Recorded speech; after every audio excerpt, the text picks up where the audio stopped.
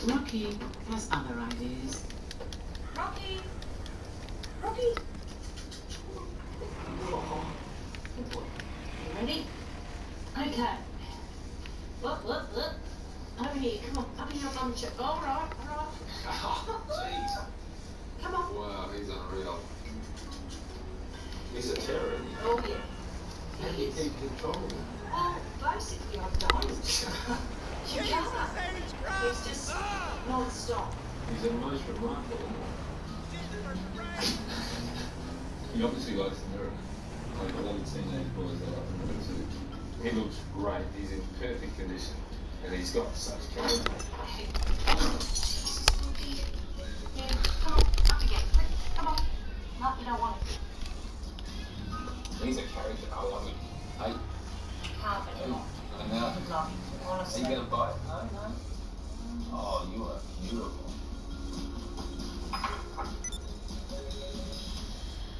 I would love to look after him. Oh, I'll take him on for sure. no.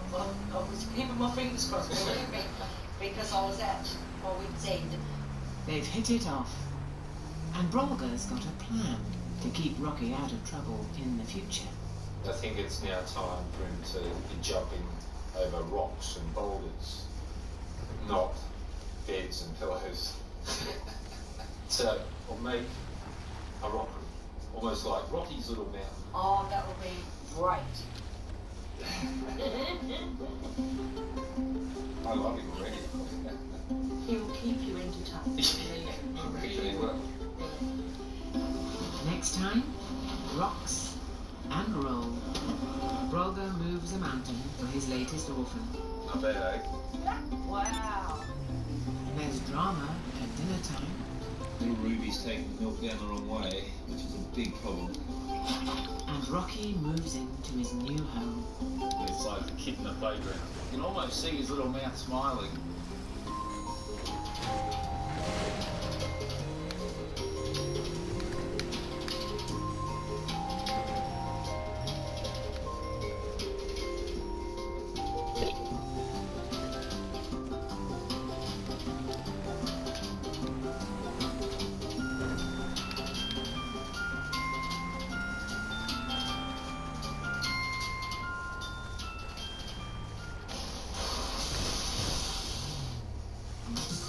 Next on ABC, Restoration Man, and over on ABC2, UK's fittest men and women face the ultimate endurance test.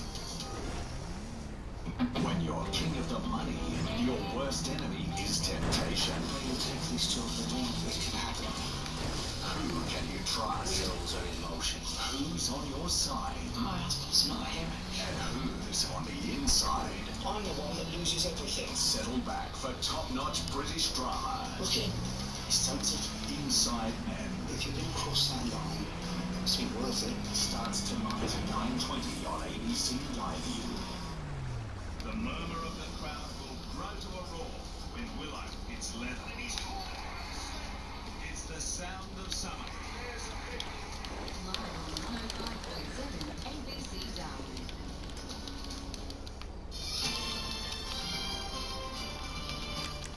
Good evening. The Chief Minister says Daly River residents stranded in Darwin should be able to return to their flooded community within a week. An impact assessment team has spent the day examining damage in the community. Cricketer Chris Dale has been fined $10,000 for inappropriate comments he made to a female journalist.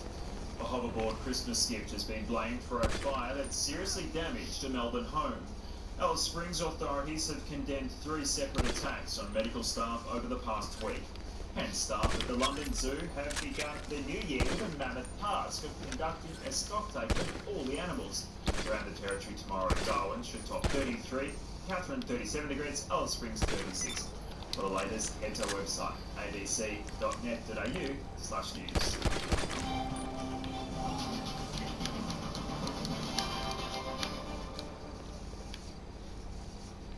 This is the thing that happens 10 times a day here. Yeah, it's just pretty stupid.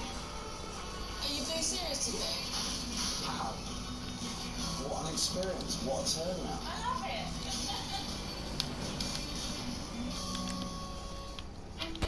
Step inside the registry office. for an intimate look at the milestones that unite us all.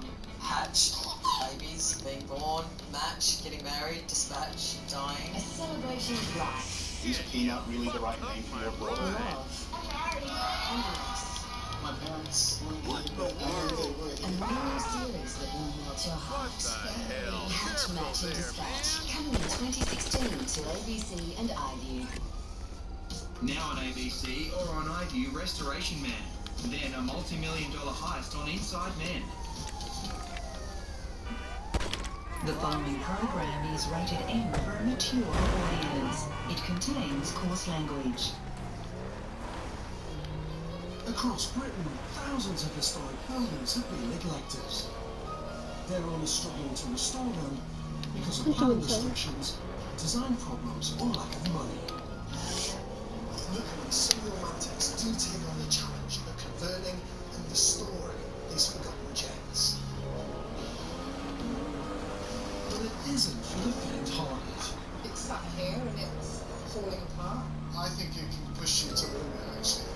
We have to find a way of going this down. Because if we don't, then we lose everything. They're often churches, mills, and barns. But also factories, warehouses, and industrial buildings that are often abandoned because they're so difficult for residential conversion. These buildings have as much rich history and tell as many fascinating stories about our past as any stately hall or medieval castle. These are palaces of industry, and so it's such a privilege to live in one. As an architect, I relish the challenge that these unusual buildings give us when we're trying to create a place called home. This time, a young couple attempt to restore a World War II RAF bunker. Certainly the most ambitious thing I've ever taken on, I think. Something tells me that you've got a bit of a dam problem. And I uncover its remarkable military history. It's one of the most incredible projects I've ever seen.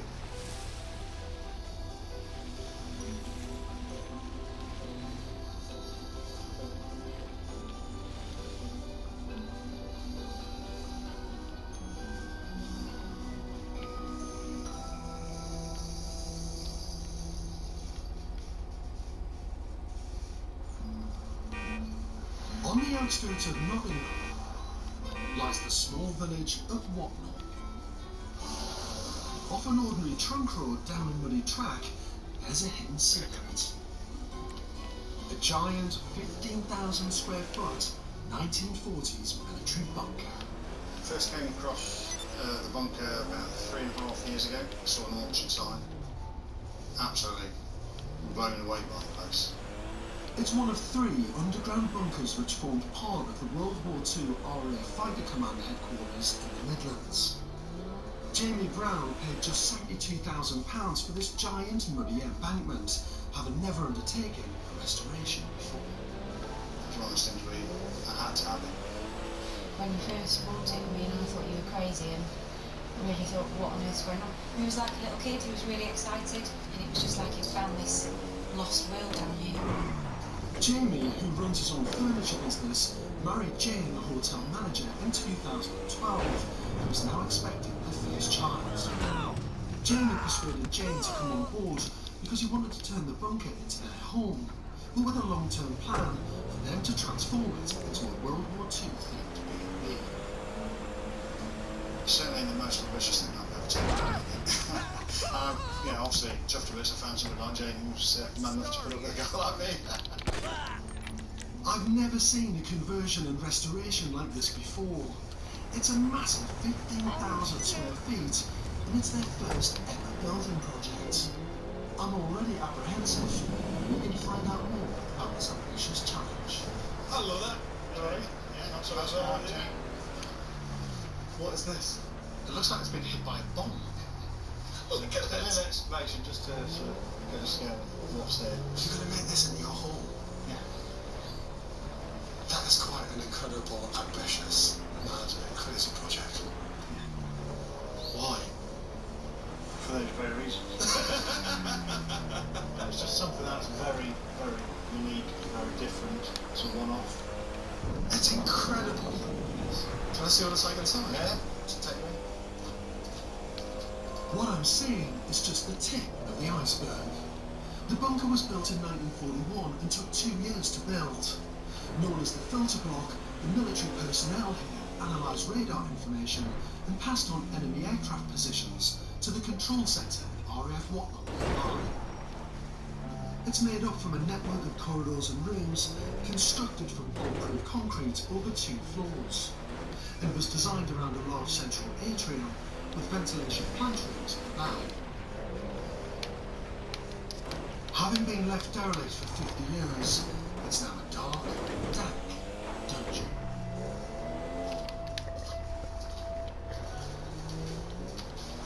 What are your boards? What on earth are your boards? It's a bit dark. It gets dark here. It gets darker than this. How could it possibly get darker than this?